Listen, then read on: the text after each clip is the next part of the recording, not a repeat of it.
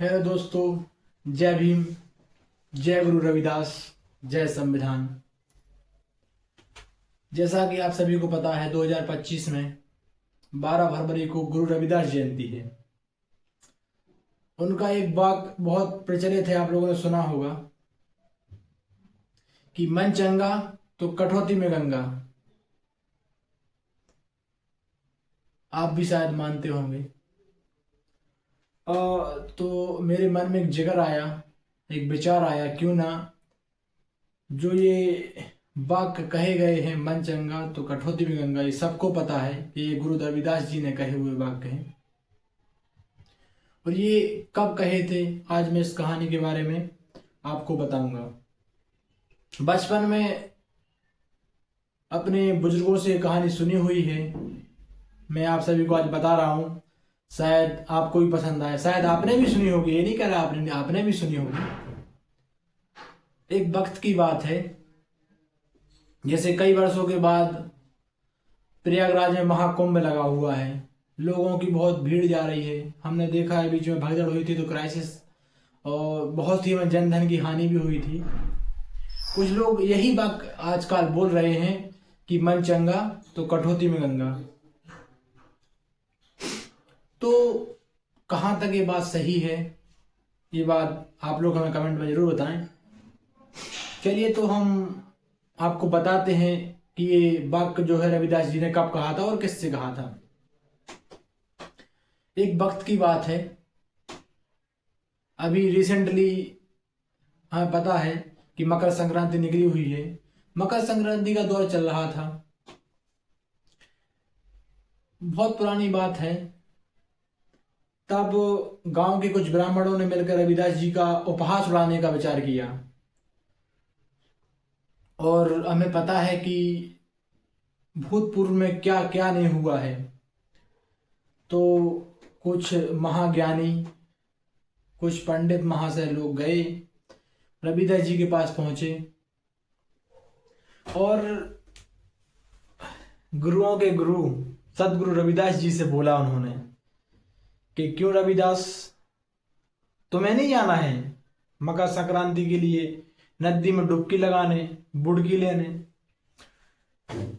तब हमारे गुरु रविदास जी ने कहा कि हाँ मैं जरूर चलता, पर हमारे पास बहुत काम है, इस काम को भी निपटाना है। अगर ये काम हम नहीं निपटाएंगे तो भरण पोषण कैसे होगा, हम तो भूखे ही मर जाएंगे। तो देखो, सब लोग खराब नहीं होते, कुछ लोग अच्छे भी होते हैं। तो ब्राह्मण लोगों के बीच एक मित्र थे, उन्होंने कहा चलो मित्रों हम चलते हैं और रविदास जी को अपना काम करने दो। तो कुछ लोग, हमने पहले ही बताया, उपहास उड़ाने वाले भी होते हैं। तो एक ने ऐसे ही हंसी मजाक में बोल दिया कि तुम नहीं जा रहे हो तो कुछ संदेश तो नहीं देना है माँ गंगा को। तो रविदास जी के मन में ख्याल आया कि प्रभु तो सबके हैं, लोगों ने बांट दिया वो बात अलग है, लेकिन प्रभु सबके हैं। ऐसे ही रविदास जी ने अपने बटुए में से, और सबको पता है कि जो रविदास जी काम करते थे वो काय का काम करते थे, मोची का काम करते थे। जो चमड़े वगैरह रहते हैं उन्हीं का उनका पर्स था। उनने उस चमड़े में से एक दमड़ी निकाली, ये कहें कि आज के दौर में कुछ पैसे निकाले और वो ब्राह्मण लोगों को दे दिए। उनने कहा कि ब्राह्मण देवता आप ये दमड़ी ले जाओ और माँ गंगा को दे देना, लेकिन हमारी एक शर्त है। उनने पूछा हाँ बताओ रविदास जी आपकी क्या शर्त है। रविदास जी ने कहा बड़े सुंदर वाक्यों में, आप ये दमड़ी तब देना माँ गंगा को जब वो स्वयं आए और हाथ बढ़ाएं और कहें कि जो रविदास जी ने मुझे उपहार दिया है वो मुझे दो, तब देना, वरना माँ गंगा को मेरा उपहार जो मैंने दिया है वो मत देना। जो मैंने कुछ चंद पैसे माँ गंगा के लिए दिए हैं वो उनको मत देना, अगर वो स्वयं ना आपसे मांगे तो। इतने सुनकर ब्राह्मण लोग बहुत हंसे, बहुत उपहास उड़ाया उनका। मगर जो गुरु रविदास जी थे वो बहुत ही प्रसन्न आदमी थे, बहुत ही खुश मिजाज आदमी थे। वो हंसी उपहास उड़ाते रहे उनका, वो हंसते रहे। अब वो गए, पहुंचे कहाँ, माँ गंगा के पास, नदी के पास पहुंचे, माँ गंगा के पास पहुंचे। सभी लोगों ने स्नान किए, सभी लोगों ने स्नान किए और चलने लगे। एक मित्र बोला, भाई जो रविदास जी ने वो एक दमड़ी पैसे दिए थे वो तो माँ गंगा को अर्पित कर दो। तो पंडित जी ने कहा, ब्राह्मण जी ने कहा कि हाँ, लेकिन रविदास जी ने ये भी कहा था तो माँ गंगा स्वयं हाथ बढ़ा के ना मांगे, नहीं देना है। और भला पानी भी कभी मांग सकता है? पानी कभी निकल के मांगेगा कि आपसे आप कुछ दो हमें? तो एक ने कह दिया, अरे भाई अब वो तो भोले हैं, अरे अपन तो समझदार हैं, दे देते हैं, उनने दिया है तो वो माँ गंगा का, उनको दे देते हैं। कुछ चतुर लोग भी होते हैं, उनने कहा नहीं, उनने तो कहा था कि जब तक वो हाथ बढ़ा के ना मांगे तो नहीं देना है। तो अब एक असमंजस में आ गया कि यार बताओ, रविदास जी ने इतनी मेहनत करके माँ गंगा के लिए एक दमड़ी दी थी, उससे उनका गुजर बसर भी हो सकता था, मगर उनने भाव में और माँ के प्यार के लिए उन्होंने वो दमड़ी दे दी। लेकिन वो लोग चलने लगे अपने कपड़े पहन के। तभी कहते हैं, आप लोगों ने भी सुना होगा कि भोले के भगवान होते हैं। ये तो हम अपने सनातनों से सुनते आ रहे हैं, अपने पूर्वजों से भी सुना है, हम भी बोलते हैं, बहुत से लोग बोलते हैं भोले के हमेशा भगवान होते हैं। शायद आप भी मानते होंगे। माँ गंगा निकल के आई, उनने कहा कि ब्राह्मण जी, जो रविदास जी ने दमड़ी दी है वो मुझे दो। सब लोग सिट्टी पिट्टी को सब चौंक गए। उन्होंने कहा ये कौन है, आवाज कहाँ से आ रही है? तब माँ गंगा प्रकट हुई और उन्होंने हाथ बढ़ाया और कहा कि जो रविदास जी ने दमड़ी दी है वो मुझे दो, वो मेरी है। सब लोग बिल्कुल शॉक्ड कि यार ये क्या हो गया, असमंजस में पड़ गए लोग।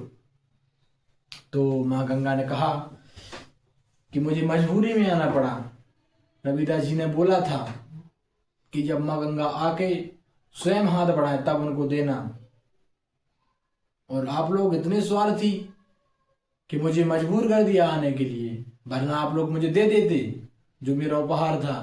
किसी का हक कभी नहीं खाना चाहिए। तो कुछ नहीं, अब वो शर्मसार हो गए। देखो ये रीत है कि अगर आपने हमें कुछ दिया है तो हमारा भी कर्म बनता है, धर्म बनता है कि हम भी आप कुछ लौटाएं। अब वो तो करुणामयी माँ है। रविदास जी ने एक दमड़ी दी, चंद पैसे दिए माँ के लिए, माँ तो माँ होती हैं। उनने चमकता हुआ चमचमाता हुआ सोने का एक कंगन दिया कि ये जाके रविदास जी को दे देना। कुछ लोग अपनी आदतों से बाज नहीं आते, वो कंगन लाए और वो उन्हें छुपा के रख लिया। ब्राह्मण लोगों ने वो कंगन छुपा के तो रख लिया, लेकिन पहले ऐसा होता था, किसी को धन मिल जाता था तो लोगों सपनों में चीजें आती थी, वो डरते थे। ऐसा ही उसके साथ हुआ। सॉरी, उन लोगों ने उस कंगन को छुपा के तो रख लिया, मगर वो सुख की नींद नहीं सो पाए। कई प्रकार के उनके मन में ख्याल आए, कई प्रकार के उनको सपने आए। तब उन्होंने सोचा क्या किया जाए इस कंगन का। अब रविदास जी को तो वो देने जा नहीं सकते थे, एक तो वो जात के चमार, ऊपर से मरे हुए पशुओं की चमड़ी से बनाने वाला सामान यूज करते हैं। तो अब कहा क्या किया जाए। कहा चलो राजा को देते हैं, राजा बहुत खुश होंगे और हमें हो सकता है कुछ उपहार में दे दें, कुछ हमें इनाम में दे दें। सुबह भर पहुंचे वो, राज दरबार पहुंचे। राज दरबार में उन लोगों ने राजा को कंगन दिया।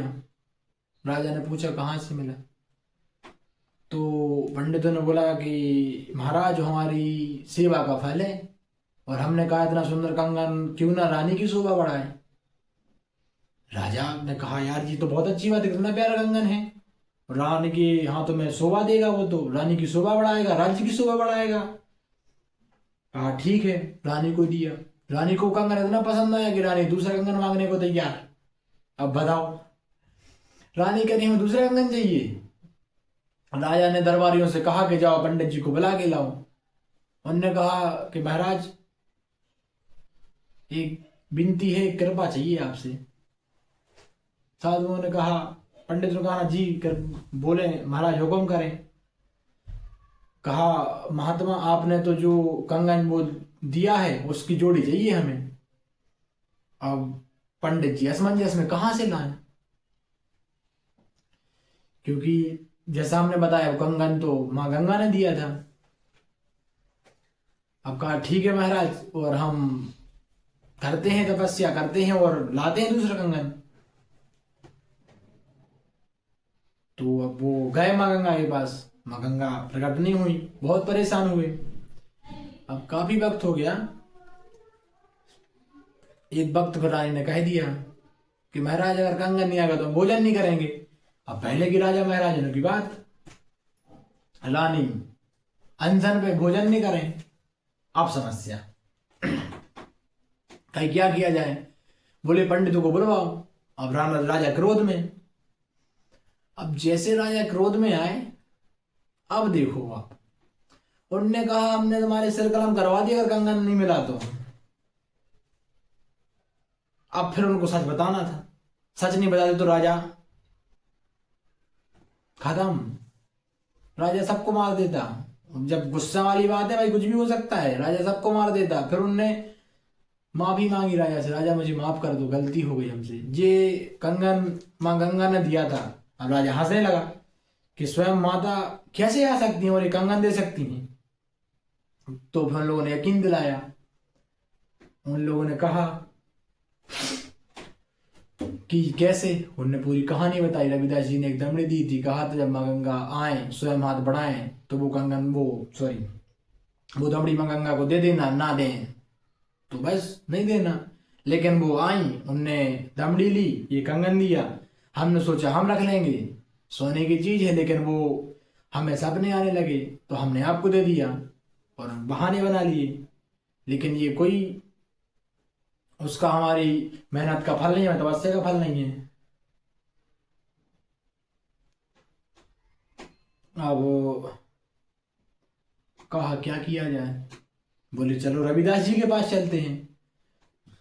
राजा आए, रानी समझदार थी, स्त्रियां ज्यादा समझदार ही होती हैं, रानी समझदार थी। रानी आई, उन्हें दंडवत प्रणाम किया महाराज जी को कि गुरु रविदास जी, ये जो आपने आपको कंगन मिला था मुझे इसकी जोड़ी चाहिए। अब रविदास जी भी बड़े खुश मिजाज आदमी थे और बड़े प्रसन्न रहते थे। उनने भी हाथ जोड़ प्रणाम किया कि देवी रानी हमारा नहीं है, हमने देखा तक नहीं है। तो राजा ने भी फिर कहा कि अगर प्रभु आप नहीं मानेंगे तो रानी खाना नहीं खाएंगी और स्वाह हो जाएगा रानी का। तो कहा क्या किया जाए। फिर उन्होंने पूरी कहानी बताई पंडित लोगों ने गुरु रविदास जी को। अब बड़ी समस्या। अब गुरु रविदास जी चिंता करें, ये बताओ हमारा ना लेना है कि ना देना है, तो सोने का कंगन फालतू में देना पड़ेगा मेरे को। अब रविदास जी परेशान। अब बोले खा करो जाए। रविदास जी ने कहा बताओ कंगन दो, उनको कंगन दिया। उनने माँ गंगा का ध्यान किया, माँ गंगा का ध्यान किया और कठौती में हाथ डालकर ऐसा दूसरा कंगन निकाल दिया। अब पंडित लोग गुस्से में कि इसी की ये करामत है, इसी की पूरी माया है, ये जादूगर है। तो कहा ये कैसे किया तुमने। फिर रविदास जी ने कहा कि हम तो उस प्रभु के भक्त हैं कि अपने आप में ही मस्त हैं। उस बात वक्त का वो वाक्य है कि मन चंगा तो कठौती में गंगा। वो कठौती है जिसमें रविदास जी चमड़े के जूते चप्पल धोते थे, और उसी कठौती में से उनने सोने कंगन निकाल दिया था। तो रानी भी खुश, राजा भी खुश, और पंडित जी तो खुश हुए ही नहीं, क्योंकि उनका तो उपहास उड़ गया था राजा के सामने। अब राजा ने फिर उनको दंडित किया कि भाई तुमने गलत किया रविदास जी के पास, सॉरी रविदास जी के साथ तुमने गलत किया, ऐसा नहीं करना चाहिए था, जिसका हक था उसी को देना चाहिए था। वही बात मां गंगा ने कही थी, किसी का हक कभी नहीं खाना चाहिए। तो ये कहानी है गुरु रविदास जी की। गुरु रविदास जी की महिमा अपार है। अगर उनकी कहानी सुनने पे आएंगे तो बहुत सुनी है हमने, वक्त मिलेगा तो हम फिर आपको सुनाएंगे, इसी कहानी के साथ आपके पास उपस्थित रहेंगे। जैसा कि आप सभी को पता है, अगेन मैं रिपीट करता हूँ, 12 फरवरी को गुरु रविदास जी की जन्म जयंती है। तो आप सभी को गुरु रविदास जी की जयंती की हार्दिक शुभकामनाएं। आप लोग बड़ी हर्ष उल्लास के साथ गुरु रविदास जी की जयंती मनाएं और सभी को यही उपदेश दें कि मन चंगा तो कठौती में गंगा। खुश रहें, मस्त रहें। अगर अपने काम में व्यस्त हैं तो हमारे हिसाब से हमें कहीं तीर्थ धाम जाने की कोई जरूरत नहीं है। कर्म सही रहेगा तो वही है, मन चंगा तो कठौती में गंगा। चलिए, जय गुरु रविदास, जय भीम, जय भारत, जय संविधान।